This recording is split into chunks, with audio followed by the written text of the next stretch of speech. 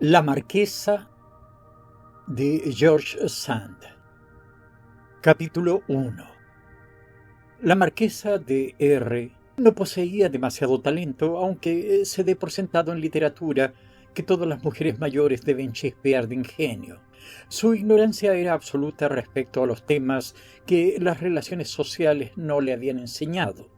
Tampoco poseía la excesiva delicadeza de expresión, la penetración exquisita o el maravilloso tacto que distinguen, según dicen, a las mujeres que han vivido mucho. Al contrario, era atolondrada, brusca, franca e incluso a veces cínica.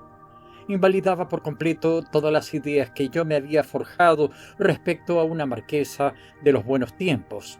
Sin embargo, era marquesa y había frecuentado la corte de Luis XV, pero como desde entonces había tenido un carácter excepcional, les ruego que no busquen en su historia un estudio serio de las costumbres de la época. La sociedad me parece tan difícil de conocer bien y de describir en cualquier época que no quiero intentarlo en absoluto. Me limitaré a contarle los hechos particulares que establecen relaciones de simpatía irrefragable entre los hombres de todas las sociedades y de todos los siglos. Nunca había encontrado gran encanto en relacionarme con esta marquesa. Solo me parecía interesante por la prodigiosa memoria que había conservado de los tiempos de su juventud y por la viril lucidez con la que sus recuerdos se expresaban. Por lo demás era, como todos los ancianos, olvidadiza con las cosas que habían sucedido la víspera y despreocupada respecto a los acontecimientos que no tenían una influencia directa sobre su destino. No había tenido una de esas bellezas excitantes que, al carecer de brillo y regularidad, no pueden carecer de inteligencia. Una mujer de este tipo adquiría chispa para resultar más atractiva que las que lo eran de verdad. La marquesa, por el contrario, había tenido la desgracia de ser incuestionablemente bella. Solo vi de ella un retrato que, como todas las mujeres viejas, tenía la coquetería de exhibir ante todas las miradas en su habitación. Aparecía representada como una ninfa cazadora, con un corpiño de raso estampado imitando la piel de tigre, mangas de encaje, un arco de madera de sándalo y una diadema de perlas que lucía sobre sus cabellos rizados. Era, pese a todo, una admirable pintura y, sobre todo, una admirable mujer. Alta, esbelta, morena, de ojos negros, facciones severas y nobles, una boca bermeja que no sonreía y unas manos que, según dicen, había causado desesperación a la princesa de Lamballe. Sin el encaje, el raso y los polvos, habría sido de verdad una de esas ninfas altivas y ágiles que los mortales vislumbran al fondo de los bosques o sobre las laderas de las montañas para enloquecer de amor y pesar. Sin embargo, la marquesa no había protagonizado muchas aventuras. Según su propia confesión, había pasado por carecer de talento.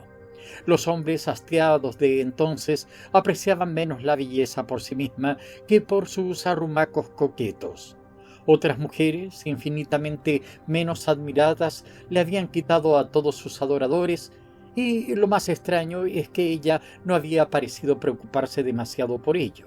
Lo que me había contado de su vida, a intervalos, me hacía pensar que aquel corazón no había tenido juventud y que la frialdad del egoísmo había prevalecido sobre cualquier otra facultad. Sin embargo, yo veía a su alrededor amistades bastante vivas para la vejez. Sus nietos la adoraban y hacía el bien sin ostentación, pero con ella no presumía de principios y confesaba no haber amado nunca a su amante, el vizconde de Larrieux. Yo no podía encontrar otra explicación a su carácter. Una noche la encontré más comunicativa que de costumbre. Había tristeza en sus pensamientos. «Mi querido joven», me dijo, «el vizconde de Larrieux acaba de morir de gota. Es un gran dolor para mí, que fui su amiga durante 60 años. Además, es horrible ver cómo se muere uno.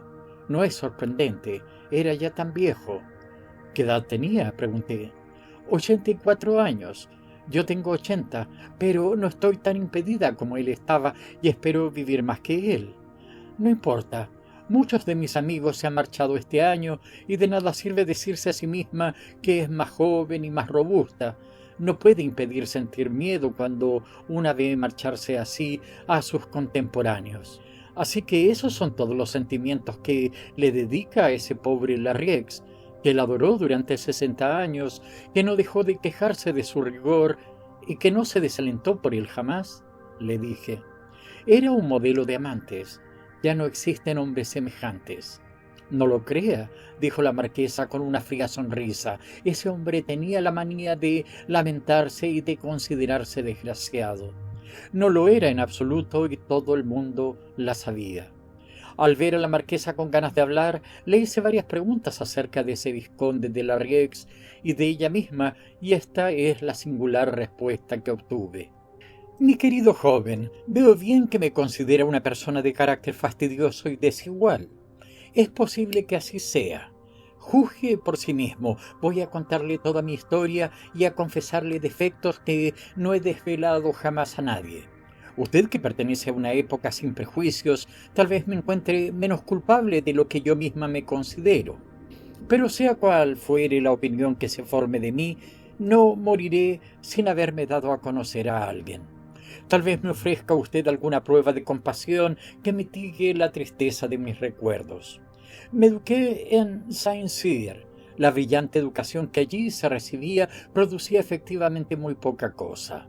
Salí de allí a los 16 años para casarme con el marqués de R, que tenía 50, y no me atreví a quejarme por ello, pues todo el mundo me felicitaba por aquel hermoso matrimonio y todas las jóvenes sin fortuna envidiaban mi suerte. Siempre he tenido poca inteligencia, pero en aquellos momentos era completamente boba. Aquella educación claustral había acabado de entumecer mis facultades ya de por sí muy lentas. Salí del colegio con una de esas simples inocencias que se consideran erróneamente como un mérito y que, con frecuencia, perjudican la felicidad de toda nuestra vida. Efectivamente, la experiencia que adquirí en 6 meses de matrimonio encontró una mente tan limitada para recibirla que no me sirvió de nada. Aprendí no a conocer la vida, sino a dudar de mí misma. Entré en el mundo con ideas completamente erróneas y con prevenciones cuyo efecto no he podido destruir a lo largo de toda mi vida. A los 16 años y medio ya era viuda y mi suegra, que me había tomado afecto por la nulidad de mi carácter, me animó a volver a casarme. Es verdad que estaba embarazada y que la reducida viudedad que me concedían debería volver a la familia de mi esposo en caso de que yo le diera un padrastro a su heredero. Por lo que tan pronto como pasó mi duelo, me reintrodujeron en sociedad y me rodearon de admiradores. Yo me encontraba entonces en todo el esplendor de la belleza y, según confesión de todas las mujeres, no había rostro ni figura que se me pudiera comparar. Pero mi esposo, aquel libertino viejo y degenerado que no había sentido jamás por mí sino un desdén irónico, y que se había casado conmigo para obtener un puesto prometido a mi consideración, me había dejado tanta aversión por el matrimonio que jamás quise consentir en contraer nuevos vínculos. En mi ignorancia de la vida pensaba que todos los hombres eran iguales, que todos tenían la misma sequedad de corazón, la despiadada ironía, las caricias frías e insultantes que tanto me habían humillado. Pese a lo torpe que era, había comprendido perfectamente que los escasos arrebatos amorosos de mi marido solo iban dirigidos a una bella mujer y que no ponía en ellos nada de su alma. Pasados estos, volvía a ser una tonta de la que se ruborizaba en público y de la que le habría gustado deshacerse. Esta funesta entrada en la vida me desencantó para siempre. Mi corazón, que no estaba probablemente destinado a esta frialdad, se encogió y se rodeó de desconfianza. Le tomé aversión y repugnancia a los hombres. Sus homenajes me insultaron. No vi en ellos sino ataimados que se hacían esclavos para convertirse en tiranos. Les guardé un resentimiento y un odio eterno. Cuando no se tiene necesidad de virtud, no se tiene virtud. Fue por eso por lo que, pese a las costumbres más austeras, no fui en absoluto virtuosa. Oh, cuánto lamenté no poder serlo. Cuánto envidié la energía moral y religiosa que combate las pasiones y da color a la vida. La mía fue tan fría y tan nula. que no habría dado por tener pasiones que reprimir, una lucha que mantener, por poder ponerme de rodillas y rezar como las jóvenes que yo veía al salir del colegio, mantenerse honestas en sociedad durante años a fuerza de fervor y resistencia. Yo, desgraciada, ¿qué tenía que hacer en la tierra? Nada más que acicalarme, mostrarme y aburrirme. Yo no tenía corazón ni remordimientos, ni pavor ni ángel de la guarda. En lugar de velar, dormía. La Virgen y sus castos misterios carecían para mí de consuelo y de poesía. No tenía ninguna necesidad de protecciones celestiales. Los peligros no estaban hechos para mí y me despreciaba por aquello de lo que habría debido gloriarme. Pues tengo que decirle que yo me acusaba lo mismo que a los demás cuando encontraba en mí aquella voluntad de no amar que degeneró en impotencia. Le había confiado con frecuencia a las mujeres que me presionaban para que eligiera un marido o un amante, el rechazo que me inspiraban la ingratitud, el egoísmo y la brutalidad de los hombres. Ellas se reían en mi propia cara cuando les hablaba así, asegurándome que todos no eran como mi viejo marido y que tenían secretos para hacerse perdonar sus defectos y vicios. Esta forma de razonar me sublevaba. Me sentía humillada de ser mujer al oír a otras mujeres expresar sentimientos tan rastreros y reír como locas cuando la indignación se me subía a la cara. Imaginaba por un instante valer más que todas ellas, y luego volvía dolorosamente sobre mí misma. El hastío me consumía. La vida de los demás estaba llena, la mía vacía y ociosa.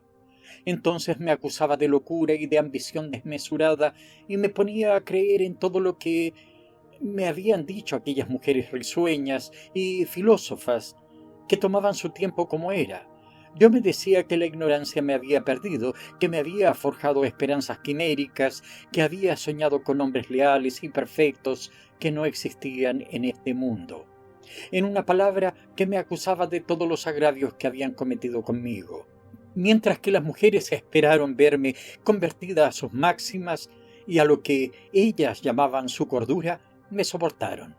Había incluso alguna que había puesto en mí una gran esperanza de justificación para sí misma.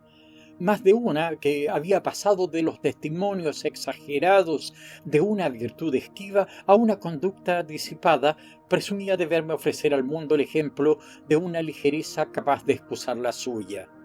Pero cuando vieron que eso no sucedía, que tenía ya 20 años y era incorruptible, sintieron horror de mí. Pretendieron que yo era su crítica encarnada y viviente, me pusieron en ridículo ante sus amantes, y mi conquista fue objeto de los más ultrajantes proyectos y de las más inmorales empresas. Mujeres de alto rango en sociedad no se ruborizaron en absoluto de tramar entre risas infames complots contra mí, y en la libertad de costumbres del campo fui atacada de todas las maneras con una hazaña similar al odio. Hubo hombres que prometieron a sus amantes doblegarme y mujeres que permitieron a sus amantes intentarlo. Hubo amas de casa que se ofrecieron a extraviar mi razón con la ayuda de los vinos de sus cenas. Tuve amigos y parientes que, para tentarme, me presentaron hombres que yo habría convertido en mis cocheros. Como había tenido la ingenuidad de abrirles toda mi alma, sabían muy bien que lo que me preservaba no era ni la piedad ni el honor, ni un antiguo amor, sino la desconfianza y un sentimiento involuntario de repulsa. No dejaron de divulgar mi carácter y, sin tener en cuenta las incertidumbres y angustias de mi alma, aseguraron descaradamente que yo despreciaba a todos los hombres. Y no hay nada que les hiera más que ese sentimiento. Los hombres perdonan antes el libertinaje que el desdén. Por la que compartieron la aversión que las mujeres sentían por mí, no me buscaron ya sino para satisfacer su venganza y criticarme después. Hallé la ironía y la falsedad escritas sobre todas las frentes, y mi misantropía se incrementó cada día. Una mujer inteligente habría sabido cómo actuar, habría perseverado en la resistencia, aunque no fuera sino para aumentar la rabia de sus rivales. Se habría arrojado abiertamente en la piedad para asociarme a la sociedad de ese reducido número de mujeres virtuosas que, incluso en aquel tiempo, eran motivo de edificación para las personas honestas. Pero yo no tenía la suficiente fuerza de carácter como para hacer frente a la tormenta que se preparaba contra mí. Me veía desamparada, odiada e ignorada. Mi reputación estaba sacrificada ya a las más horribles y extrañas imputaciones. Determinadas mujeres, entregadas al más licencioso desenfreno, fingían verse en peligro junto a mí. Capítulo 2.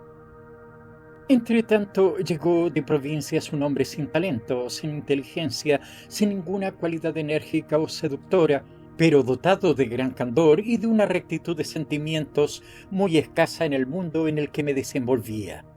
Empecé a decidirme que tenía que elegir a alguien, como decían mis compañeras. No podía casarme por ser madre y por carecer de confianza en la bondad de ningún hombre. No creía tener ese derecho. Por lo tanto, tenía que aceptar un amante para estar al nivel de la compañía en la que me habían arrojado. Me decidí por aquel provinciano cuyo apellido y situación en el mundo me ofrecían una hermosa protección. Era el vizconde de Larrieux. Él me amaba con la sinceridad de su alma. ¿Pero tenía alma? Era uno de esos hombres fríos y pragmáticos que ni siquiera poseen la elegancia del vicio y el espíritu de la mentira. Habitualmente me amaba como mi marido me había amado. Solo estaba impresionado por mi belleza y no se molestaba en descubrir mi corazón. Lo que había en él no era desdén, era ineptitud. Si hubiera hallado en mí fuerza para amar, no habría sabido cómo corresponder a ella. No creo que haya existido un hombre más materialista que aquel pobre Larrieux. Comía con voluptuosidad, se dormía en todos los sillones y el resto del tiempo lo pasaba tomando tabaco rapé, por lo que siempre se hallaba ocupado en satisfacer algún apetito físico. No creo que tuviera una idea por día. Antes de hacerle entrar en mi intimidad, sentía amistad por él, porque si bien es cierto que no encontraba en él nada elevado, tampoco encontraba nada perverso, y sólo en eso radicaba su superioridad sobre lo que me rodeaba. Pensé, pues, escuchando sus galanterías, que él me reconciliaría con la naturaleza humana y confié en su lealtad.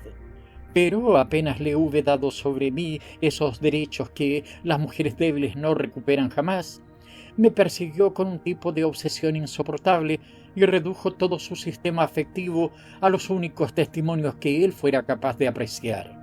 Ya ve, amigo mío, que había pasado de Caribdis a Escila, aquel hombre que, por su gran apetito y sus costumbres de siesta, yo había considerado como de sangre tranquila, no tenía en sí ni siquiera el sentimiento de una fuerte amistad que yo esperaba encontrar. Decía riendo que le resultaba imposible sentir amistad por una bella mujer. Y si supiera a qué llamaba el amor.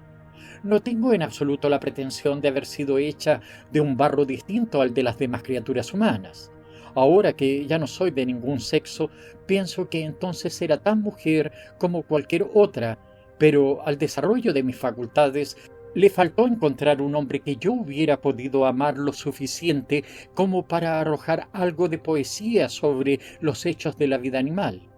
Pero no era el caso, y usted mismo, que es hombre y por consiguiente menos delicado sobre esta percepción de sentimiento, debe comprender el hastío que se adueña del corazón cuando uno se somete a las exigencias del amor sin haber comprendido las necesidades. En 3 días el vizconde de Larrieux se me hizo insoportable. Y bien, amigo mío, jamás tuve energía para deshacerme de él. Durante 60 años ha sido mi tormento y mi saciedad. Por complacencia, por debilidad o por aburrimiento lo he soportado. Siempre descontento de mis repugnancias y siempre atraído por los obstáculos que yo ponía a su pasión, sintió por mí el amor más paciente, más animoso, más prolongado y más aburrido que un hombre haya tenido jamás por una mujer.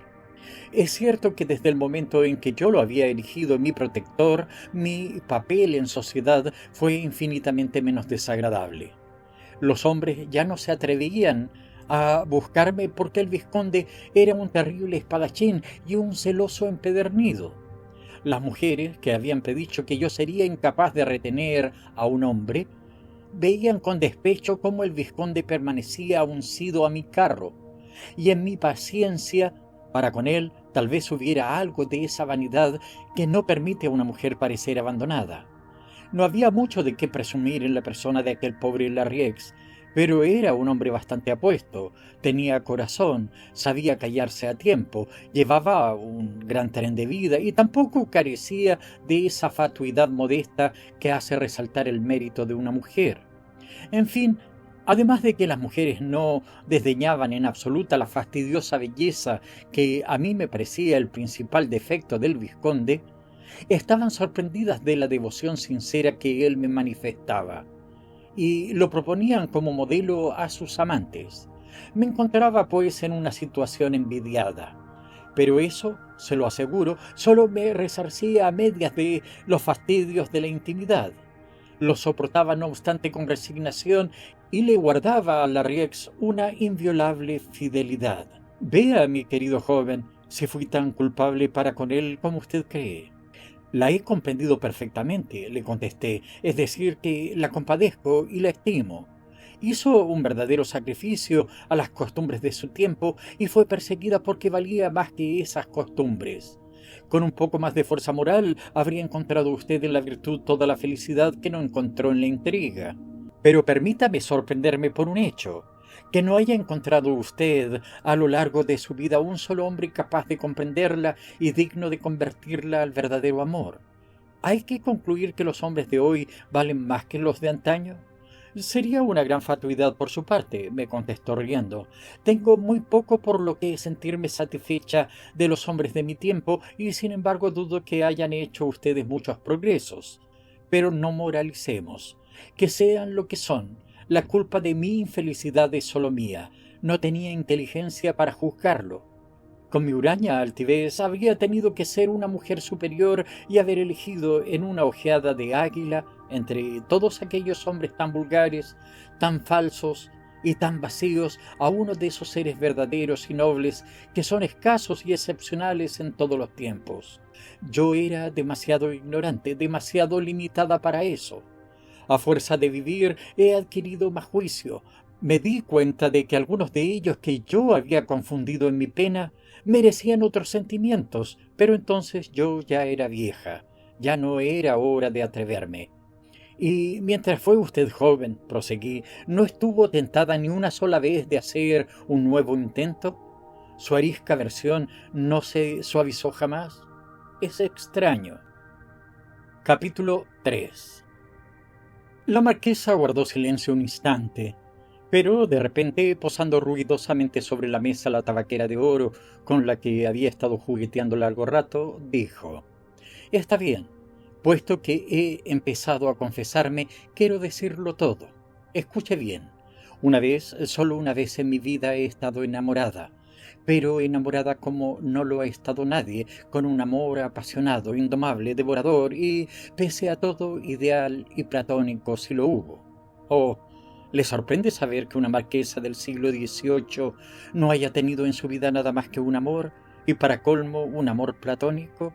Es que, sabe, amigo mío, ustedes los jóvenes creen conocer a las mujeres, pero lo cierto es que no entienden nada.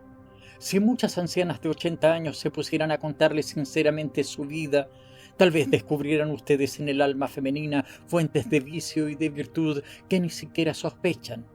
Ahora adivine de qué rango era el hombre por el que yo, marquesa, y marquesa altanera y altiva entre todas, perdí por completo la cabeza.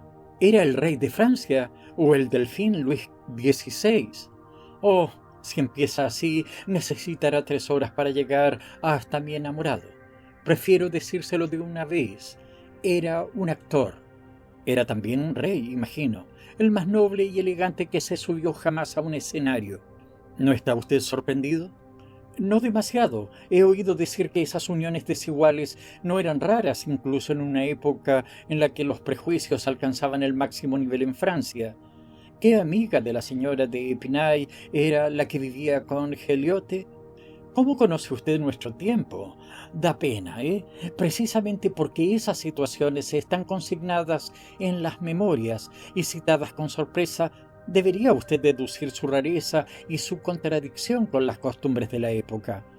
Puede estar seguro de que también entonces causaban gran escándalo, y cuando usted oye hablar de las horribles depravaciones del duque de Guiche y de Manicamp, de la señora de León y de su hija, puede estar seguro de que esas cosas resultaban tan escandalosas en la época en la que ocurrieron como en la que usted las lee.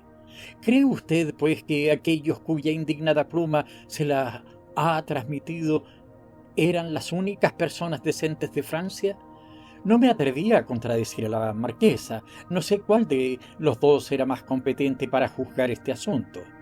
La conduje de nuevo a su historia, que prosiguió diciendo: para probarle hasta qué punto aquello era poco tolerado, le diré que la primera vez que vi al actor y que expresé mi admiración a la condesa de Ferrieres, que se encontraba a mi lado, ésta me contestó: mi bella amiga, haría bien en no manifestar tan ardientemente su opinión ante otra persona que no fuera yo. La criticarían cruelmente si sospecharan que olvida usted que a los ojos de una mujer bien nacida, un actor no puede ser un hombre. Esta frase de la señora de Ferrieres se me quedó grabada en la memoria sin saber por qué. En la situación en la que me encontraba, aquel tono de desprecio me parecía absurdo y el temor de llegar a comprometerme por mi admiración me parecía una hipócrita maldad. Se llamaba Lelio, era italiano de nacimiento, pero hablaba admirablemente el francés. Podía tener unos 35 años, aunque en el escenario parecía frecuentemente no tener más de 20. Interpretaba a Corneille mejor que a Racine, pero tanto en el uno como en el otro resultaba inimitable. Me sorprende, dije interrumpiendo a la marquesa, que su nombre no haya quedado en los anales del arte dramático. No tuvo nunca reputación, respondió. No lo apreciaban ni en la ciudad ni en la corte. Oí decir en alguna ocasión que en sus comienzos fue silbado de forma ultrajante. Luego se le tuvo en cuenta el ímpetu de su alma y sus esfuerzos por perfeccionarse, y se le toleró, incluso se le aplaudió en ocasiones, pero en conjunto se le consideró siempre como un actor de mal gusto. Era un hombre que en cuestión de arte no era más de su siglo que yo lo era del mío en cuestión de costumbres. Esa fue probablemente la relación inmaterial pero todopoderosa que desde los dos extremos de la cadena social atrajo nuestras almas una hacia la otra. El público no comprendió mejor a Lelio que el mundo me juzgó a mí. Este hombre exagera, se esfuerza, no siente nada, decían de él. Esta mujer es despreciativa y fría, carece de corazón, decían de mí. A saber si no éramos los dos seres que sentíamos con mayor intensidad de nuestra época. En aquel tiempo se representaba la tragedia decentemente. Había que tener buen tono, incluso al dar una bofetada. Había que morir convenientemente y caerse con gracia. El arte dramático iba acorde con el decoro de la buena sociedad. La dicción y los gestos de los autores debían estar de acuerdo con los miriñaques y el pelo empolvado con los que aún se representaba a Fedra y a Clitemnestra. Yo había notado y sentido los defectos de esa escuela. No iba demasiado lejos en mis reflexiones, pero la tragedia me aburría soberanamente y, como era de mal gusto demostrarlo, iba animosamente a aburrirme 2 veces por semana. La expresión fría y contrariada con la que escuchaba aquellas pomposas tiradas hacía decir de mí que era insensible al encanto de los hermosos versos. Había estado una larga temporada fuera de París cuando volví una noche a la Comedia Francesa para asistir a la representación de El Cid. Durante mi permanencia en el campo, Lelio había sido admitido en aquel teatro y yo lo veía por primera vez. Representó el papel de Rodrigo. Me emocioné tan pronto como escuché su voz. Era una voz más penetrante que sonora, una voz nerviosa y acentuada. La voz era una de las cosas que se le criticaba. Pretendían que el Cid debía tener una estatura baja, lo mismo que pretendían que todos los personajes de la antigüedad debían ser altos y robustos. Un rey que no tuviera 5 pies y 6 pulgadas de estatura no podía ceñirse una corona. Era contrario a las normas del buen gusto. Lelio era menudo y frágil. Su belleza no radicaba en las facciones, sino en la nobleza de su frente, en la gracia irresistible de las actitudes, en el abandono de su deambular, en la expresión altiva y melancólica de la fisonomía. Yo no había visto jamás en una escultura, en un cuadro, en un hombre, una potencia de belleza más ideal y más suave. El término encanto, que se aplicaba a todas sus palabras, a todas sus miradas, a todos sus movimientos, deberían haberlo creado para él. ¿Qué puedo decirle? Fue efectivamente un encantamiento lo que cayó sobre mí. Aquel hombre que andaba, hablaba, se movía sin método ni pretensión, que sollozaba con el corazón tanto como con la voz, que se olvidaba de sí mismo para identificarse con la pasión, aquel hombre que el alma parecía utilizar y romper y que en una sola mirada encerraba todo el amor que yo había buscado inútilmente en el mundo, ejerció sobre mí un poder realmente eléctrico.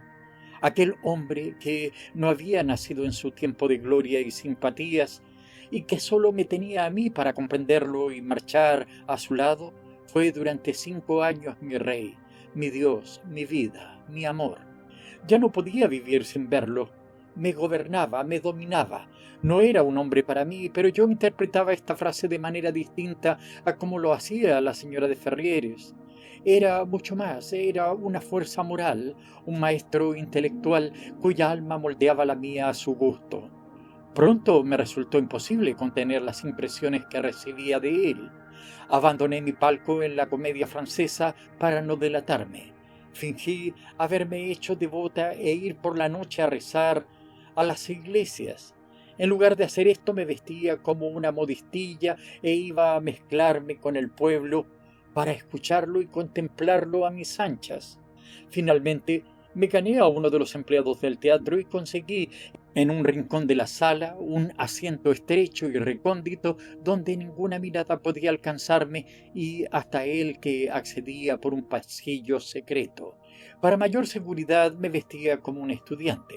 Aquellas locuras que hacía por un hombre con el que no había intercambiado jamás ni una palabra ni una mirada, tenían para mí todo el atractivo del misterio y toda la ilusión de la felicidad. Cuando la hora del espectáculo sonaba en el enorme reloj de mi salón, violentas palpitaciones se adueñaban de mí. Trataba de recogerme mientras preparaba mi carruaje, me movía con agitación, y si Larrieux estaba cerca de mí, lo violentaba para hacer que se fuera y con un arte infinito alejaba a todos los demás inoportunos. El talento que me dio esta pasión de teatro no es creíble. Sin duda actué con mucho disimulo y mucha finura para lograr ocultársela durante 5 años. A Larrieux, que era el más celoso de los hombres, y a todos los malvados que me rodeaban. Tengo que decirle que en lugar de combatirla, me entregaba a ella con avidez, con delicia. Era tan pura. ¿Por qué, pues, me habría avergonzado de ella? Creaba en mí una vida nueva, me iniciaba en todo lo que yo había deseado conocer y sentir. Hasta cierto punto me hacía mujer. Me sentía feliz, estaba orgullosa de sentirme temblar, ahogarme, de fallecer. La primera vez que un violento latido vino a despertar mi corazón inerte, sentí tanto orgullo como una joven madre ante el primer movimiento del hijo contenido en su seno. Me hice enfadadiza, risueña, maligna, desigual. El bueno de Larrieux observó que la devoción me producía singulares caprichos. En sociedad se percataron de que estaba cada día más bella, de que mis ojos negros se aterciopelaban, de que mi sonrisa tenía gracia, que mis observaciones acerca de todas las cosas eran más exactas y llegaban más lejos de lo que me habrían creído capaz. Concedieron todo el mérito de mi cambio a Larrieux, que, sin embargo, era totalmente inocente del mismo. Evoco deslavazadamente mis recuerdos porque esta fue una etapa de mi vida en la que estos me desbordaban. Al contárselos me parece rejuvenecer y que mi corazón palpita aún al oír el nombre de Lelio. Le decía hace un momento que, al oír sonar el reloj, me estremecía de alegría e impaciencia. Aún ahora creo experimentar la especie de delicioso sofoco que se adueñaba de mí al oír aquellos sonidos. Después de aquella época, Las vicisitudes de fortuna me condujeron a sentirme feliz en un pequeño apartamento del Marais. Pues bien, no añoro nada de mi rica casa, ni de mi noble barrio, ni de mi esplendor pasado, pero si los objetos que me habrían recordado aquellos tiempos de amor y sueños. Salvé del desastre algunos muebles que datan de aquella época y que contemplo con la misma emoción que si la hora fuera a sonar y los pies de mis caballos fueran a golpear el pavimento. Oh, amigo mío, no ame nunca así, es una tormenta que solo se calma con la muerte. Entonces salía ágil y ligera, y joven, y feliz. Empezaba a apreciar todo aquello de lo que se componía mi vida, el lujo, la juventud, la belleza. La felicidad se revelaba a mí por todos los sentidos, por todos los poros. Suavemente acurrucada al fondo de mi carroza, con los pies hundidos en una piel, veía mi cara acicalada y brillante repetirse en el espejo enmarcado en oro situado frente a mí. La vestimenta de las mujeres, de las que tanto se han burlado después, era de una riqueza y esplendor extraordinarios. Llevada con gusto y cuidada en sus exageraciones, prestaba a la belleza una nobleza y una gracia suave de las que los cuadros no sabrían darle idea. Con todo aquel boato de plumas, tejidos y flores, una mujer se veía obligada a imprimirle una especie de lentitud a todos sus movimientos. Yo vi algunas de tez muy blanca que, cuando iban con los cabellos empolvados y vestidas de blanco, arrastrando su larga cola de moaré y balanceando con ligereza las plumas de su frente, sin hipérbole, podían ser comparadas a cisnes. Efectivamente, y pese a lo que haya dicho Rousseau, más que a avispas, nos parecíamos a aves con aquellos enormes pliegues de raso, aquella profusión de muselinas y de polizones que ocultaban un cuerpo frágil, lo mismo que el plumón oculta a la tórtola, con aquellas largas aletas de encaje que caían del brazo, con aquellos vivos colores que abigarraban nuestras faldas, nuestros lazos y pedrerías. Y cuando teníamos los pies en equilibrio dentro de las chinelas de tacón, parecíamos temer tocar la tierra y caminábamos con la desdeñosa precaución de una aguzanieves al borde de un arroyo. En la época de la que le hablo, empezaba a ponerse de moda el empolvado rubio que proporcionaba a los cabellos un tono suave y cenizoso. Esta manera de atenuar la crudeza de los tonos del cabello proporcionaba al rostro mucha dulzura y a los ojos un brillo extraordinario. La frente, totalmente despejada, se perdía entre los pálidos matices de aquellos cabellos de convención. Parecía más ancha, más pura, y todas las mujeres tenían un aire noble. A los postizos rizados, que en mi opinión nunca fueron graciosos, le habían sucedido los peinados bajos, los grandes bucles echados hacia atrás, cayendo sobre el cuello y los hombros. Este peinado me sentaba muy bien y era famosa por la riqueza e innovación de mis adornos. Salía a veces con un vestido de terciopelo nacarado adornado con una greca, otras con una túnica de satén blanco ribeteada de piel de tigre, en ocasiones con un traje completo de damasco lila con lame de plata y con plumas blancas montadas sobre perlas. Así iba a realizar algunas visitas mientras esperaba la hora de la segunda sesión, pues Lelio no actuaba jamás en la primera. Causaba sensación en los salones, y cuando volvía a subir a mi carroza miraba con complacencia a la mujer que amaba a Lelio y que podía hacerse amar por él. Hasta entonces, el único placer que había encontrado en el hecho de ser bella consistía en la envidia que inspiraba. El cuidado que ponía en embellecerme era una benigna venganza contra aquellas mujeres que habían tramado tan horribles maquinaciones contra mí. Pero desde el momento en que estuve enamorada, empecé a gozar de mi belleza por mí misma. No tenía más que eso que ofrecerle a Lelio, en compensación por todos los triunfos que se le negaban en París, y me divertía pensando en el orgullo y la alegría de aquel pobre actor tan ridiculizado, tan ignorado, tan rechazado, el día que supiera que la marquesa de R lo admiraba profundamente. Por lo demás, aquello no era sino sueños deleitables y fugaces, eran todos los resultados, todos los beneficios que sacaba de mi posición. Tan pronto como mis pensamientos tomaban cuerpo y me percataba de la consistencia de un proyecto cualquiera de mi amor, lo ahogaba con valentía y todo el orgullo del rango recuperaba sus derechos sobre mi alma. Me mira con sorpresa, se lo explicaré después. Ahora déjeme seguir evocando el mundo encantado de mis recuerdos. Hacia las 8 ordenaba que me llevaran a la capilla de las Carmelitas, cerca del Luxemburgo. Despedí a mi cochero y se suponía que asistía a las conferencias religiosas que allí tenían lugar a aquella hora, pero no hacía sino atravesar la iglesia, el jardín y salir por otra calle. Iba a encontrarme en una buhardilla con una joven obrera llamada Florence, que me era fiel. Me encerraba en su cuarto y depositaba alegremente sobre su catre todas mis ropas para ponerme el traje negro, la espada con funda de piel de zapa y la peluca simétrica de un joven ayudante de colegio aspirante al sacerdocio. Alta como era, morena y de mirada inofensiva, tenía realmente el aspecto desmañado e hipócrita de un curilla que se esconde para asistir a un espectáculo. Florence, que me suponía una intriga verdadera, reía conmigo de mis metamorfosis y confieso que no las habría tomado más alegremente si hubiera ido a embriagarme de placer y de amor, como todas aquellas jóvenes alocadas que tenían cenas clandestinas en casas humildes. Me subía a un simón e iba a acurrucarme en mi asiento del teatro. Entonces todas mis palpitaciones, mis terrores, mis alegrías, mis impaciencias cesaban.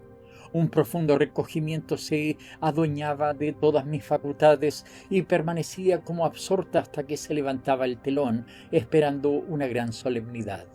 Como el buitre atrapa a una perdiz en su vuelo magnético, como la mantiene jadeante e inmóvil dentro del círculo mágico que traza a su alrededor, así el alma de Lelio, su gran alma de actor trágico y de poeta, envolvía todas mis facultades y me sumergía en el aturdimiento de la admiración.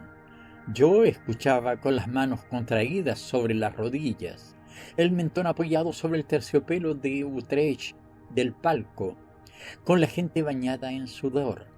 Retenía la respiración, maldecía la molesta claridad de las luces que me dejaba los ojos secos y abrasados, aferrados a todos sus gestos, a todos sus pasos. Me habría gustado aprehender la más mínima palpitación de su pecho, el menor pliegue de su frente, sus emociones fingidas, sus desgracias de teatro, penetraban en mí como si fuesen reales. Pronto no supe diferenciar el error de la verdad. Lelio ya no existía para mí. Era Rodrigo, era Bajazet, era Hipólito. Odiaba a sus enemigos y temblaba con sus peligros. Sus dolores me hacían derramar con él ríos de lágrimas. Su muerte me arrancaba gritos que me veía obligada a sofocar mordiendo mi pañuelo. En los entreactos caía agotada al fondo de mi palco. Allí permanecía como muerta hasta que el chillón retornelo me anunciaba la subida del telón. Entonces resucitaba, volvía a ser fuerte y ardiente para admirar, para sentir, para llorar. Cuánta frescura, cuánta poesía, cuánta juventud había en el talento de aquel hombre. Toda aquella generación tenía que ser de hielo para no caer a sus pies. Y sin embargo, aunque chocara con todas las ideas establecidas, aunque le resultara imposible amoldarse al gusto de aquel público insulso, escandalizara a las mujeres con el desorden de su atuendo, u ofendiera a los hombres por su desprecio ante sus absurdas exigencias, tenía momentos de sublime autoridad y de irresistible fascinación en los que cogía a todo ese público reacio e ingrato en su mirada y en su palabra, como en el hueco de su mano, y le obligaba a aplaudir y a estremecerse. Aquello era infrecuente, porque no se cambia de repente todo el espíritu de un siglo, pero cuando sucedía los aplausos eran frenéticos. Parecía como si, subyugados entonces por su genialidad, los parisinos quisieran expiar todas sus injusticias. Yo creía más bien que aquel hombre tenía momentos de poder sobrenatural y que sus más amargos denigradores se sentían obligados a hacerle triunfar incluso en contra de su voluntad. Verdaderamente, en esos momentos, la sala de la Comedia Francesa parecía presa de delirio, y al salir todos se miraban completamente sorprendidos de haber aplaudido a Lelio. Yo, por mi parte, me entregaba entonces a mi emoción, gritaba, lloraba, pronunciaba su nombre con pasión, lo llamaba con locura. Por fortuna, mi débil voz se perdía entre la inmensa tempestad que se desencadenaba a mi alrededor. Otras veces le silbaban en situaciones en las que a mí me parecía sublime, y abandonaba el espectáculo con rabia. Aquellos días eran los más peligrosos para mí. Me sentía vehemente tentada de ir a su encuentro, llorar con él, maldecir el siglo y consolarlo ofreciéndole mi entusiasmo y mi amor. Una noche en que salía por el pasaje secreto al que era admitida, vi pasar rápidamente por delante de mí a un hombre pequeño y delgado que se dirigía hacia la calle. Un tramoyista se levantó el sombrero diciéndole: «Buenas noches, señor Lelio». De inmediato, ávida de contemplar de cerca a aquel hombre extraordinario, salgo tras él, cruzo la calle y, sin preocuparme del peligro al que me expongo, entro con él en un café. Afortunadamente era un cafetucho en el que no encontraría a ninguna persona de mi rango. Cuando, a la luz de una mala lámpara ahumada, clavé mis ojos en Lelio, creí haberme equivocado y haber seguido a otra persona. Tenía por lo menos 35 años. Estaba amarillento, marchito, deteriorado, mal vestido. Tenía un aspecto vulgar. Hablaba con voz ronca y apagada. Estrechaba la mano a personas de clase baja, bebía aguardiente y blasfemaba terriblemente. Necesité oír pronunciar su nombre muchas veces para convencerme de que era el dios del teatro, el intérprete del gran Corneille. No encontraba en él ninguno de los encantos que me habían fascinado, ni siquiera su mirada tan noble, tan ardiente y tan triste. Sus ojos eran mustios, apagados, casi taciturnos. Su marcada pronunciación resultaba ridícula cuando se dirigía al camarero o cuando hablaba de juego, de cabaret o de mujeres. Su andar era descuidado, su aspecto sucio, sus mejillas tenían aún restos de maquillaje. Ya no era Hipólito, era Lelio. El templo estaba vacío y pobre, el oráculo estaba mudo, el dios se había convertido en hombre, ni siquiera en hombre, en actor. Se marchó y yo permanecí largo rato estupefacta en mi silla, sin pensar en absoluto en tomarme el vino caliente salpimentado que había pedido para dármelas de desenvuelta. Cuando me percaté del lugar en el que me encontraba y de las miradas que se clavaban en mí, me entró miedo. Era la primera vez en mi vida que me encontraba en una situación tan equívoca y en contacto tan directo con personas de esta clase.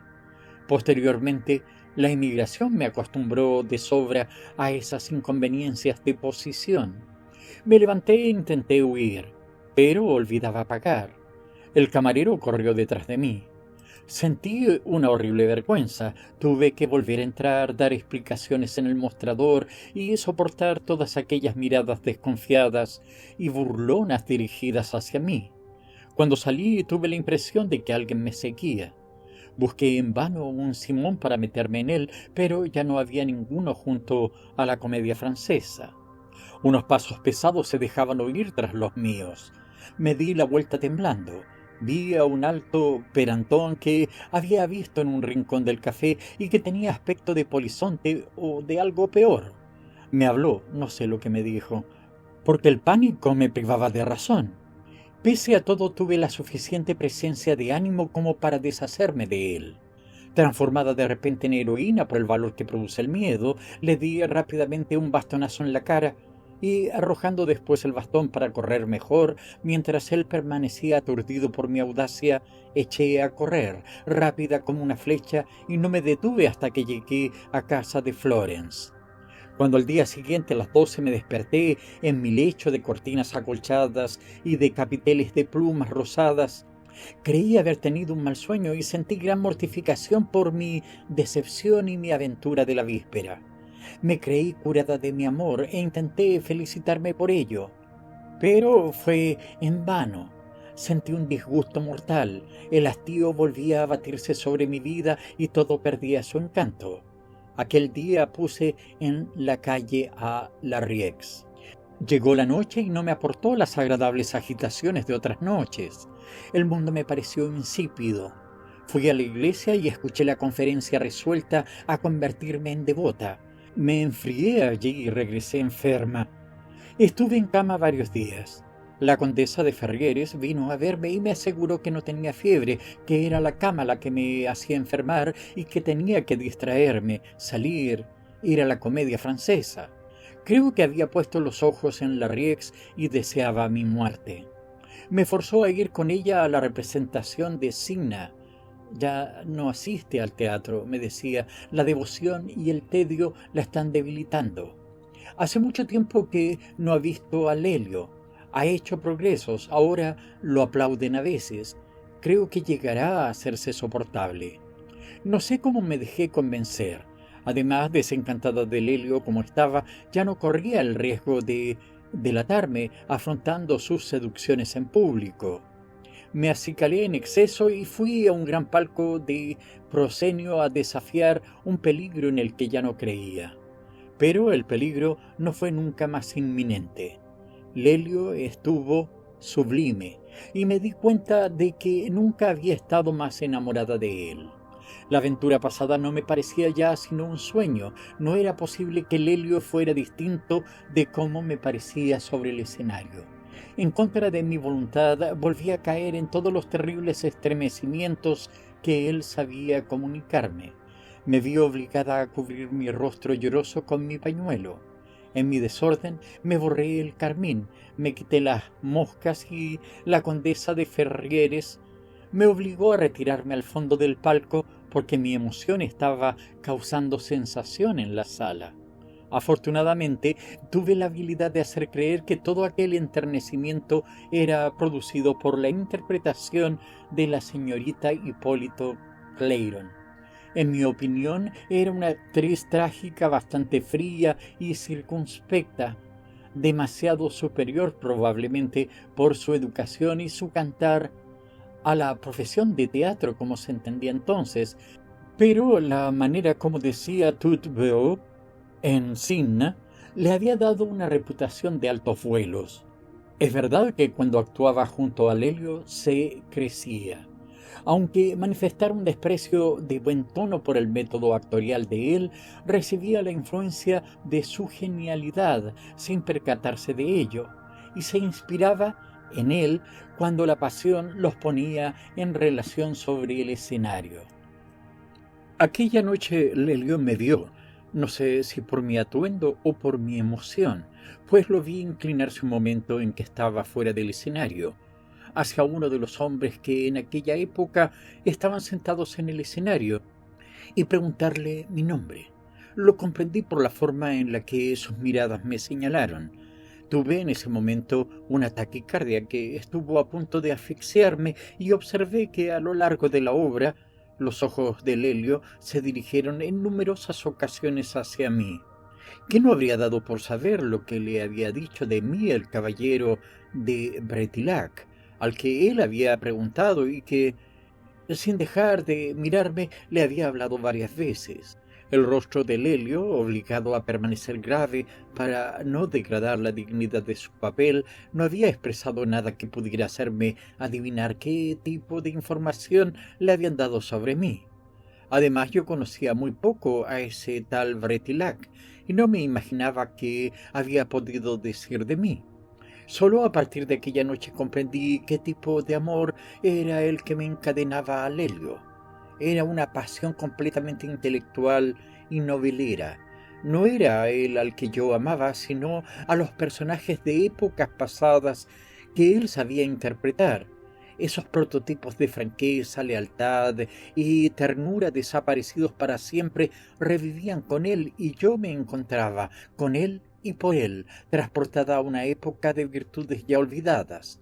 Tenía el orgullo de pensar que en aquellos días no habría sido despreciada y difamada, que mi corazón habría podido entregarse y que no me habría visto reducida a amar a un fantasma de comedia. Lelio no era para mí sino la sombra del Cid, el representante del amor antiguo y caballeresco del que se burlaban todos en aquel momento en Francia. A él, al hombre, al histrión, no le temía, lo había visto. Solo podía amarlo en público. Mi Lelio era un ser ficticio que no podía aprehender tan pronto como se alejaba de la araña de cristal de la comedia. Necesitaba el espejismo del escenario, el reflejo de los quinqués, el atuendo para ser el que yo amaba. Al despojarse de todo eso, entraba para mí en la nada, como una estrella que desapareciera con la luz del día. Fuera de las tablas, no sentía el menor deseo de verlo, incluso me habría desesperado de hacerlo. Habría sido para mí como contemplar a un gran hombre reducido a un poco de ceniza en una vasija de barro. Mis frecuentes ausencias a las horas en las que acostumbraba a recibir a Larrieux y sobre todo mi rechazo absoluto a no tener nada con él más relación que la amistad le produjeron un acceso de celos, más justificado, lo reconozco, que ninguno de los que hubiera sentido antes. Una noche en que me dirigí a las Carmelitas con intención de escaparme por la otra puerta, me di cuenta de que me seguía y comprendí que a partir de entonces me resultaría casi imposible ocultarle mis salidas nocturnas. Adopté pues la decisión de asistir públicamente al teatro. Adquirí poco a poco la hipocresía necesaria para contener mis emociones y además me puse a manifestar abiertamente una admiración por Hipólito Clairon que podía engañar sobre mis verdaderos sentimientos. A partir de entonces me sentí más incómoda, forzada como estaba a contenerme. Mi placer era menos intenso y profundo. Pero de esta situación nació otra que estableció una rápida compensación. Lelio me veía, me observaba. Mi belleza le había impresionado, mi sensibilidad le halagaba. A sus ojos les costaba separarse de mí. Eso le produjo a veces distracciones que disgustaron al público. Pronto me resultó imposible equivocarme. Se había enamorado perdidamente de mí. A la princesa de Vaudemont le apeteció mi palco y yo se lo cedí para pasar a ocupar otro más pequeño, más escondido y mejor situado.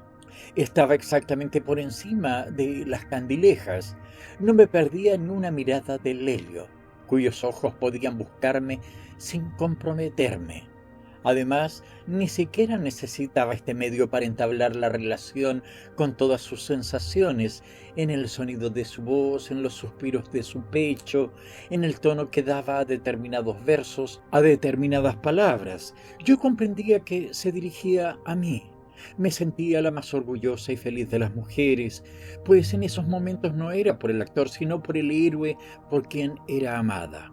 Pues bien, tras 2 años de un amor que había alimentado, desconocido y solitario, en el fondo de mi alma, 3 inviernos más pasaron sobre este amor ahora compartido, sin que jamás mi mirada le concediera a Lelio el derecho a esperar otra cosa que esas relaciones íntimas y misteriosas.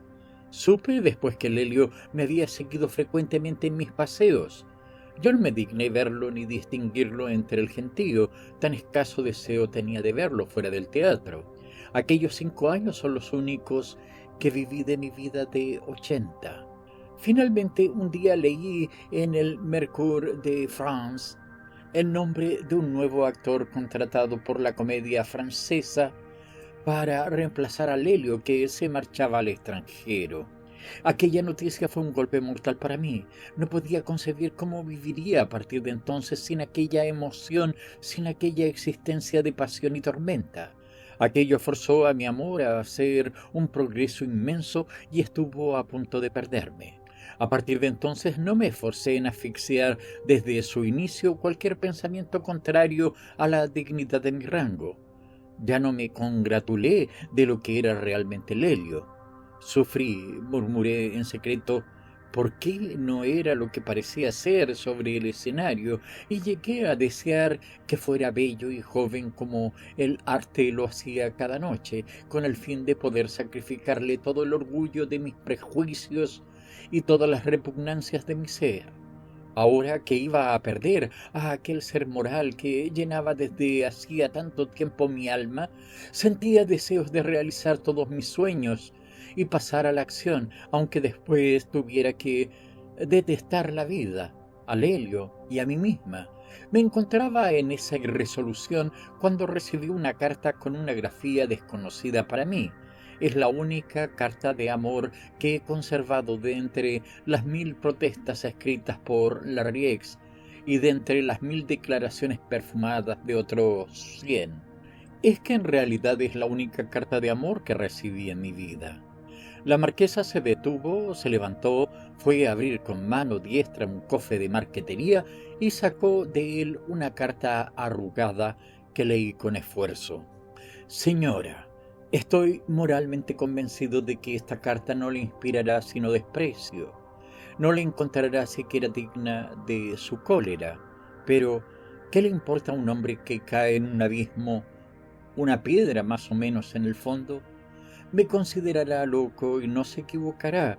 Pues bien, tal vez me compadezca en secreto, dado que no puede dudar de mi sinceridad. Por muy humilde que la piedad la haya hecho, tal vez comprenda la magnitud de mi desesperación. Usted debe saber ya, señora, cuánto mal y cuánto bien pueden hacer sus ojos. Pues bien, repito, si obtengo de usted un solo pensamiento de compasión, si esta noche, a la hora ávidamente deseada, en la que cada noche vuelvo a vivir, percibo en sus facciones una ligera expresión de piedad, me marcharé menos triste. Me llevaré de Francia un recuerdo que tal vez me dé fuerzas para vivir lejos y proseguir mi ingrata y dolorosa carrera. Pero usted debe saberlo ya, señora. Es imposible que mi turbación, mi ardor, mis gritos de cólera y de desesperación no me hayan traicionado 20 veces en el escenario. ¿No ha podido usted encender todo ese fuego sin ser un poco consciente de lo que hacía? Ah, tal vez haya jugado como un tigre con su presa. Tal vez haya convertido en un entretenimiento todos mis tormentos y locuras. Oh, no, es demasiada presunción. No, señora, no lo creo. Ni siquiera se le ha ocurrido hacerlo. Usted es sensible a los versos del gran Corneille. Se identifica con las nobles pasiones de la tragedia y eso es todo.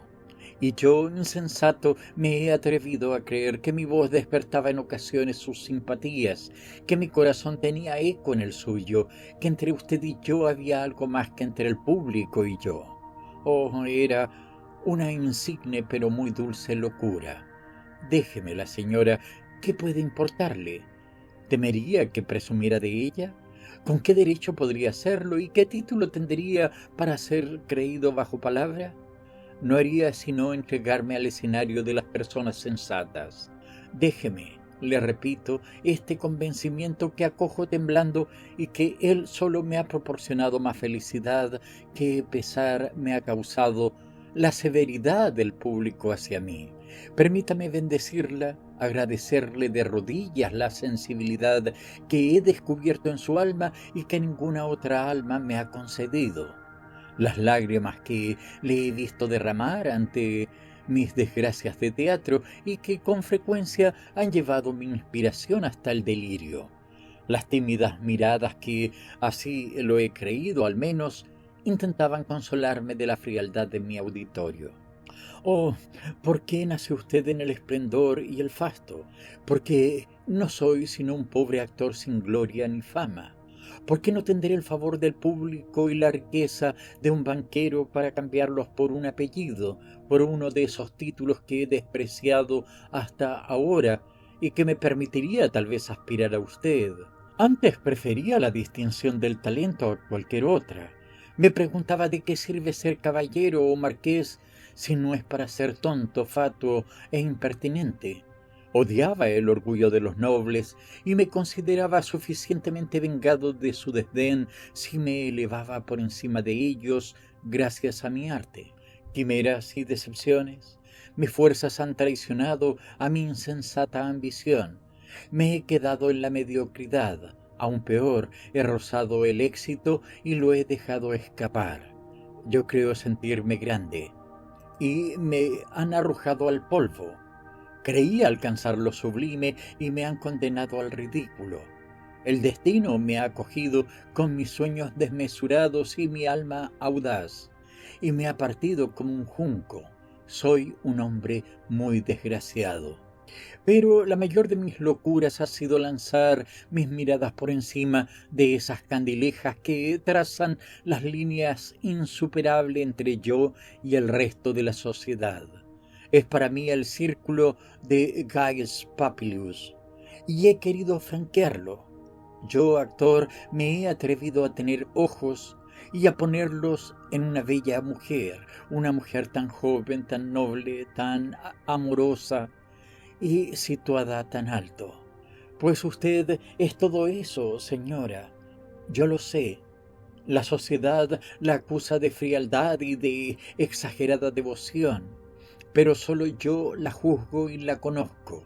Una sola de sus sonrisas, una sola de sus lágrimas han bastado para desmentir las estúpidas fábulas que un tal caballero de Bretillac me contó en contra de usted. Pero qué destino es también el suyo. Qué extraña fatalidad pesa pues sobre usted como sobre mí para que en medio de una sociedad tan brillante y que se cree tan ilustrada, no haya encontrado usted para hacerle justicia nada más que el corazón de un pobre actor. Pues bien, nada podrá quitarme la idea triste y consoladora de que si hubiéramos nacido en un mismo peldaño de la sociedad, no habría podido escapárseme, fueran quienes fueran mis rivales y fuera como fuera mi mediocridad. Tendría que haberse rendido a una evidencia, y es que hay en mí algo mucho más grande que sus fortunas y sus títulos, que es la capacidad de amarla. Lelio. Esta carta, prosiguió la marquesa, extraña para la época en la que fue escrita, me pareció, pese a algunas reminiscencias de declamación raciniana que se perciben al inicio, tan intensa y verdadera. Encontré en ella un sentimiento de pasión tan nuevo y atrevido que me sentí trastornada. El resto de orgullo que combatía en mi interior se desvaneció. Habría dado toda mi vida a cambio de una hora de semejante amor. No le contaré mi ansiedad, mis fantasías, mi terror. Yo misma no podría seguir el hilo y la lógica. Le contesté estas frases tales como las recuerdo. No le acuso de nada, Lelio. Acuso al destino. Y no lo compadezco a usted solo, me compadezco también a mí. Por ninguna razón de orgullo, prudencia o gazmoñería quisiera quitarle el consuelo de sentirse distinguido por mí. Consérvelo porque es el único que pueda ofrecerle. No puedo consentir en verlo. Al día siguiente recibí una nota que leí apresuradamente y que apenas tuve tiempo de arrojar al fuego para evitar que la viera Larrieux, que me sorprendió ocupada en leerla. Estaba redactada más o menos en estos términos. Señora, es necesario que hable con usted o que me muera. Una vez, una sola vez, solo una hora si usted quiere. ¿Qué teme pues de una entrevista, puesto que confío en mi honor y discreción?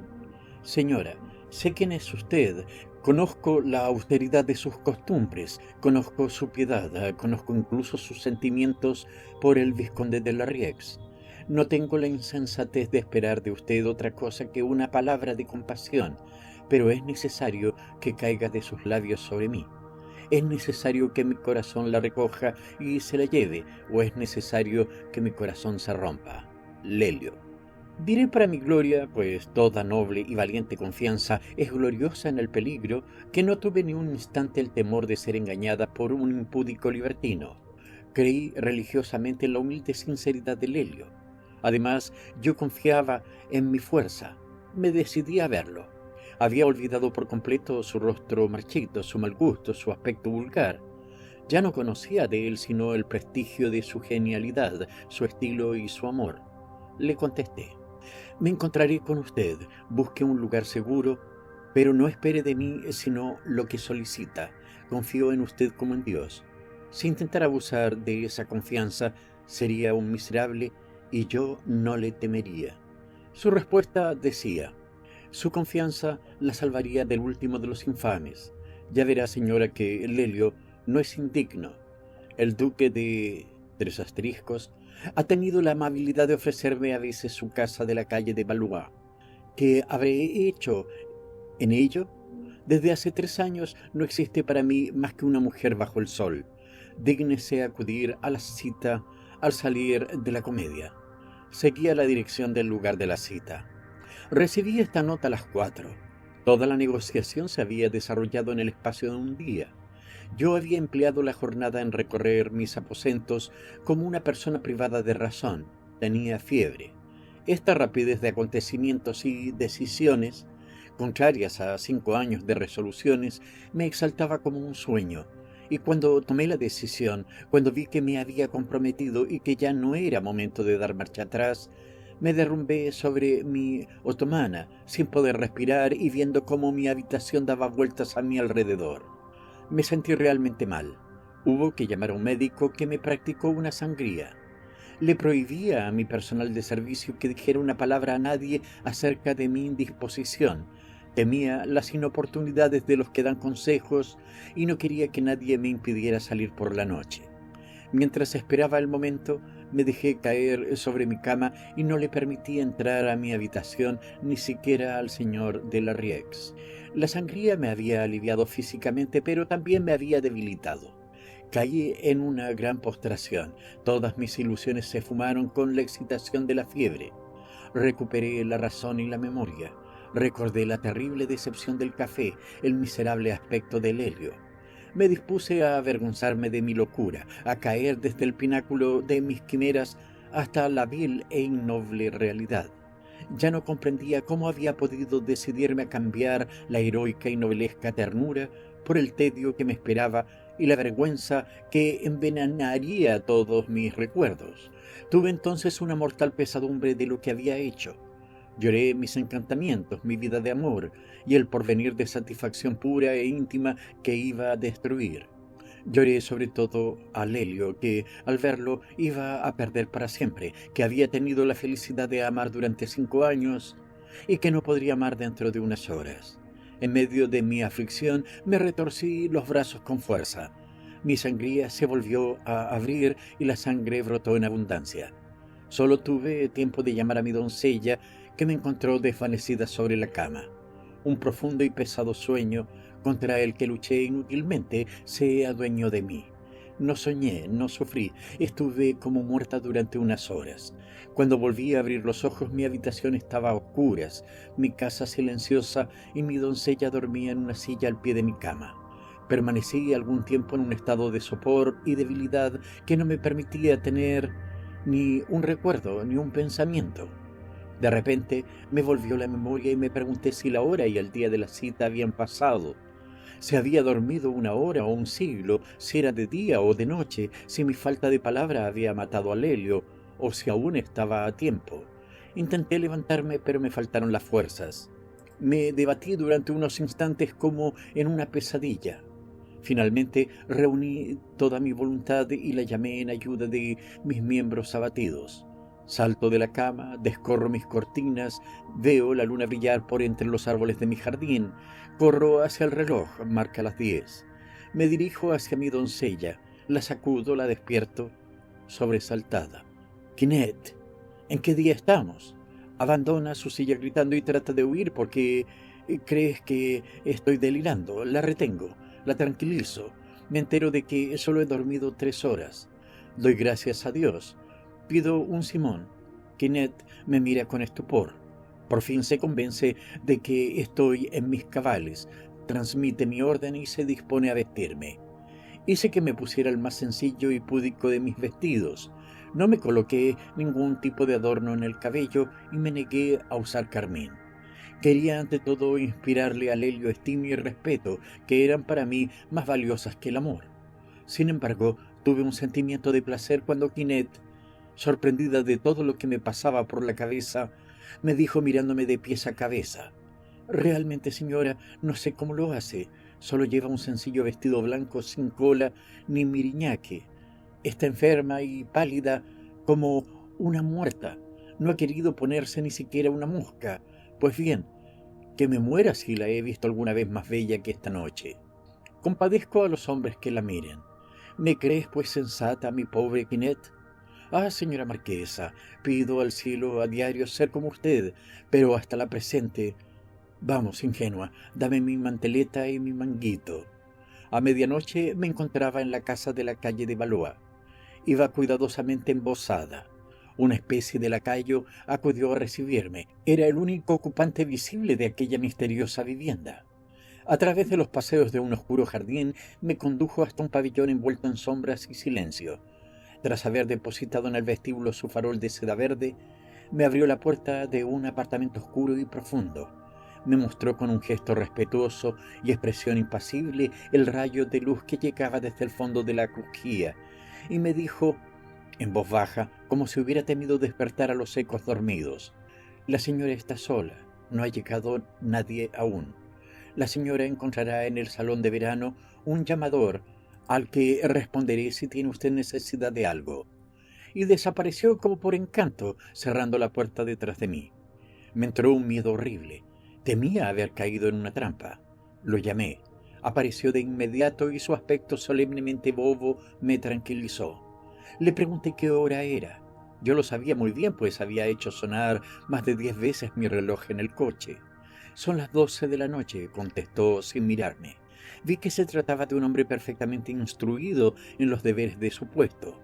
Me decidí a entrar hasta el salón de verano y comprendí lo injusto de mis temores al ver que todas las puertas que daban al jardín solo estaban cerradas por cortinas de seda pintada al estilo oriental.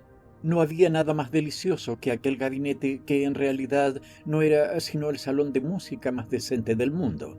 Los muros eran de estuco blanco como la nieve, los marcos de los espejos en plata mate. Los instrumentos de música, de una riqueza extraordinaria, estaban dispersos sobre muebles de terciopelo blanco con borlas de perlas. Toda la luz caía desde arriba, pero tamizada por hojas de alabastro que formaban como un techo en la rotonda. Podría haberse tomado aquella claridad mate y suave por la de la luna. Examiné con curiosidad, con interés, aquel aposento con el que mis recuerdos no podían comparar nada. Era y fue la única vez en mi vida que puse los pies en una sala de este tipo, pero bien porque no fuera una pieza destinada a servir de templo para los misterios galantes que allí se celebrarían, bien porque Lelio hubiera hecho desaparecer cualquier objeto que hubiera podido herir mi vista y hacerme sufrir por mi posición. Lo cierto es que aquel lugar no justificaba ninguna de las repugnancias que había sentido al entrar en él. Solo había una estatua de mármol blanco decorando aquel espacio. Era antigua y representaba a Isis con un velo y un dedo en los labios. Los espejos que nos reflejaban, a ella y a mí, pálidas, vestidas de blanco y pudorosamente cubiertas las dos, me producían la sensación de que tenía que moverme para distinguir su forma de la mía. De repente, aquel silencio profundo, amedrentador y delicioso a la vez, se interrumpió. La puerta del fondo se abrió y volvió a cerrarse. Unos pasos ligeros hicieron crujir el parquet. Caí sobre mi sillón, más muerta que viva. Iba a ver a Lelio de cerca, fuera del teatro. Cerré los ojos y antes de volver a abrirlos, le dije adiós interiormente. Pero ¿cuál no fue mi sorpresa? Lelio estaba bello como los ángeles. No se había quitado sus ropas de teatro. Era el traje más elegante que yo le hubiera visto. Su silueta, delgada y flexible, estaba embutida en un jubón español de raso blanco. Los lazos de los hombros y de las jarreteras eran de cinta rojo cereza. Una capa corta, del mismo color, estaba posada sobre un hombro. Llevaba una enorme gola en punto de Inglaterra, el cabello corto y sin empolvar, una gorra sombreada de plumas blancas que se balanceaban sobre su frente, donde brillaba un rosetón de diamantes. Era con aquel atuendo con el que acababa de representar el papel de Don Juan en el festín de Pierre. No lo había visto jamás tan bello, tan joven, tan poético como en aquel momento. Velázquez se habría postrado ante semejante modelo. Se puso de rodillas ante mí. No pude reprimir tenderle una mano. Tenía un aspecto tan temeroso y sumiso. Un hombre enamorado hasta el punto de ser tímido ante una mujer era tan raro en aquel tiempo, y más un hombre de 35 años, un actor. No importa, me sigue pareciendo aún que se encontraba en toda la lozanía de la adolescencia. Con aquel traje blanco parecía un joven paje. Su frente tenía toda la pureza y su corazón agitado todo el ardor de un primer amor. Tomó mis manos y las cubrió de besos devoradores. Entonces enloquecí. Atraje su cabeza hacia mis rodillas. Acaricié su frente ardiente, sus cabellos fuertes y negros, su cuello moreno que se perdía en la suave blancura de su gorguera. Y Lelio no se enardeció en absoluto. Toda su emoción se concentró en su corazón y se puso a llorar como una mujer. Me inundó con sus sollozos. Oh, le confieso que mezclé los míos con delicia. Le obligué a levantar la cabeza y a mirarme. Qué bello estaba, Dios santo, qué brillo y qué ternura había en sus ojos, cuántos encantos prestaba su alma sincera y cálida, incluso a los defectos de su figura y a los ultrajes de las vigilias y de los años. Oh, qué fuerza tiene el alma. El que no ha comprendido sus milagros no ha amado jamás. Viendo las arrugas prematuras de su hermosa frente, la languidez de su sonrisa, la palidez de sus labios, me enternecía. Necesitaba llorar por la desazón, el hastío y los trabajos de toda su vida. Me identificaba con todas sus penas, incluso con las producidas por su prolongado amor sin esperanza por mí, y solo deseaba una cosa: reparar el daño que había padecido. Mi querido Lelio, mi gran Rodrigo, mi bello Don Juan, le decía en mi desvarío. Sus miradas me quemaban. Me habló, me contó todas las fases, todos los progresos de su amor. Me dijo como de un histrión de costumbres laxas yo había hecho un hombre ardiente y vivaz, cómo lo había elevado a sus propios ojos, cómo le había devuelto el valor y las ilusiones de la juventud. Me habló de su respeto, de su veneración por mí, de su desprecio por las ridículas farfantonerías del amor a la moda. Me dijo que daría todos los días que le quedaran por vivir por una hora pasada entre mis brazos, pero que sacrificaría esa hora y todos los días ante el temor de ofenderme. Jamás elocuencia más penetrante entusiasmó el corazón de una mujer, jamás el tierno Racine hizo hablar el amor con esta convicción, esta poesía y esta fuerza. Todo lo que la pasión puede inspirar de delicado y de grave, de suave y de impetuoso, sus palabras, su voz, sus ojos, sus caricias y su sumisión me lo enseñaron. ¡Ay! ¿Se estaba burlando de mí? ¿Estaba representando una comedia? No lo creo, exclamé yo mirando a la marquesa. Parecía rejuvenecer al hablar y escrutar sus casi 100 años, como el hada Urgele. No sé quién dijo que el corazón de una mujer no tiene arrugas. Escuche el final, me dijo. Ardiente, perdida por todo lo que él me decía, eché mis brazos alrededor de él. Me estremecí al rozar el raso de su traje, al respirar el perfume de sus cabellos. Perdí la cabeza. Todo lo que ignoraba, todo lo que yo me creía incapaz de sentir, se me reveló, pero fue de forma demasiado violenta y me desvanecí. Me hizo volver en mí con rápidos socorros. Lo encontré a mis pies, más tímido, más conmovido que nunca. Tenga piedad de mí, me dijo, máteme, écheme de aquí. Se encontraba más pálido y moribundo que yo. Pero todas aquellas mutaciones nerviosas que yo había experimentado a lo largo de tan tormentosa jornada me hacían pasar rápidamente de una disposición a otra. Aquel rápido relámpago de una nueva existencia había palidecido. Mi sangre se había calmado. Las delicadezas del verdadero amor recuperaron ventaja. Escúcheme, Lelio, le dije, no es el desprecio lo que me aleja de su pasión. Es posible que yo tenga todas las susceptibilidades que nos inculcan desde la infancia y que llegan a ser para nosotros como una segunda naturaleza. Pero no es este momento cuando podría acordarme de ellas, puesto que mi misma naturaleza acaba de transformarse en otra desconocida para mí. Si me ama, ayúdeme a resistir ante usted. Déjeme llevarme de aquí la deliciosa satisfacción de no haberle amado sino con el corazón. Tal vez si no hubiera pertenecido a nadie, me entregara a usted con alegría, pero sepa que la Riex me ha profanado. Sepa que, impulsada por la horrible necesidad de hacer como todo el mundo, he soportado las caricias de un hombre que no he amado jamás. Sepa que el asco que he sentido por ellas ha apagado en mí la imaginación hasta el punto de que en este momento le odiaría si yo hubiera sucumbido hace un instante. Ah, no hagamos la prueba. Permanezca puro en mi corazón y en mi memoria. Separémonos para siempre y llevémonos de aquí todo un futuro de risueños pensamientos y de adorados recuerdos. Le juro, Lelio, que lo amaré hasta la muerte. Presiento que el frío de la edad no logrará apagar esta llama ardiente. Le juro también que no seré jamás de ningún otro hombre después de haberle resistido. Este esfuerzo no me resultará difícil, puede usted creerme. Lelio se arrodilló delante de mí. No me imploró, no me hizo reproches. Me dijo que no había esperado toda la felicidad que le había dado y que no tenía derecho a exigir más.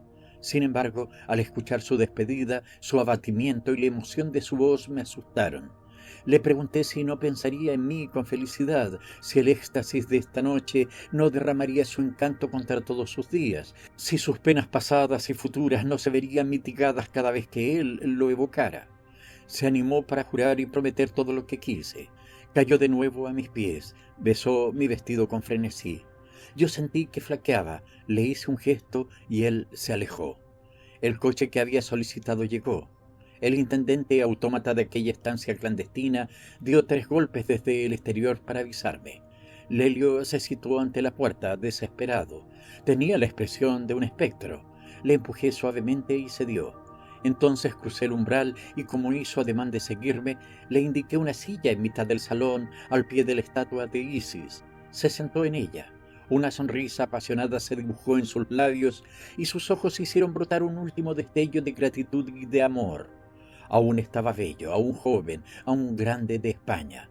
Al cabo de unos pasos y en el momento de perderlo para siempre, me volví y le eché una última mirada.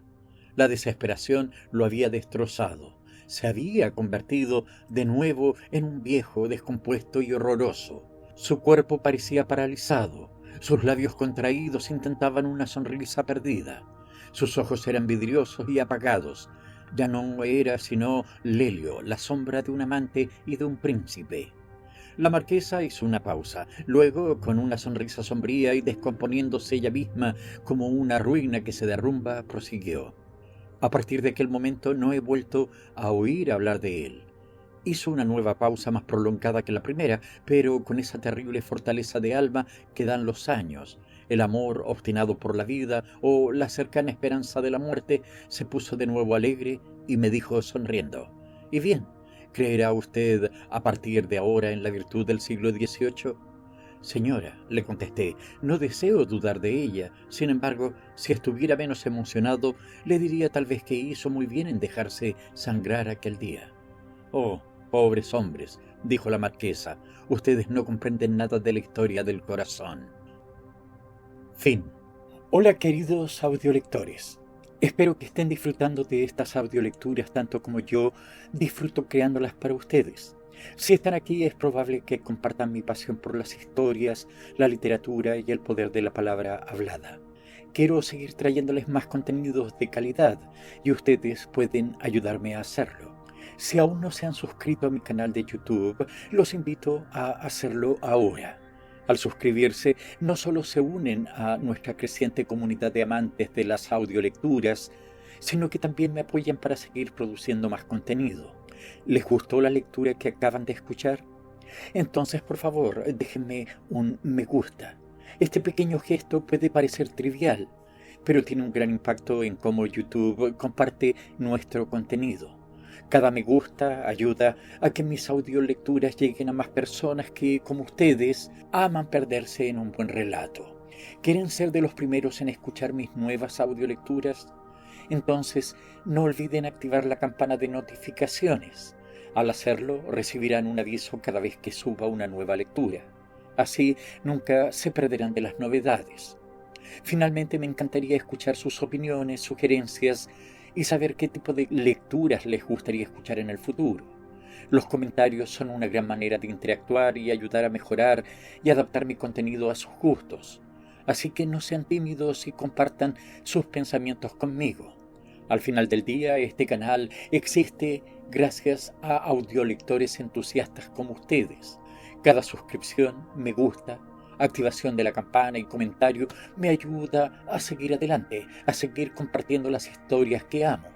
Así que gracias por ser parte de esta aventura y por apoyarme en mi misión de llevar las mejores audiolecturas a todos los rincones del mundo. Gracias por su tiempo y espero verlos y oírlos pronto.